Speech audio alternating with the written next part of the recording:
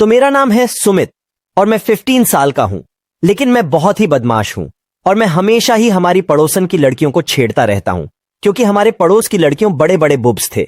यह बात 2 दिन पहले की ही है, जब मेरी बुआ हमारे घर आई थी।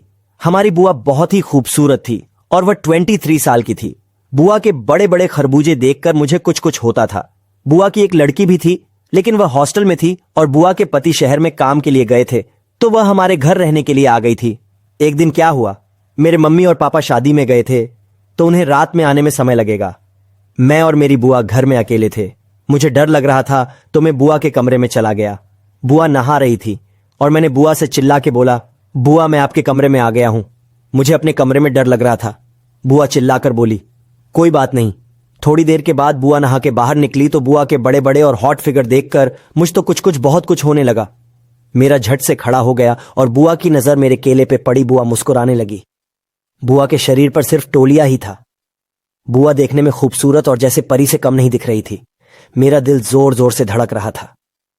मैं अपने आप पर कंट्रोल नहीं कर पा रहा था और बुआ भी मेरे सामने आकर खड़ी हो गई। इसके बाद क्या हुआ, सुनने के लिए हमारे चैनल को सब्सक्राइब करो। पार्ट 2 बुआ के खरबूजे बहुत ही जल्दी आएगा और पार्ट 1 अच्छी लगी हो तो कमेंट जरूर कीजिए। तब तक के लिए बाय बाय बाय।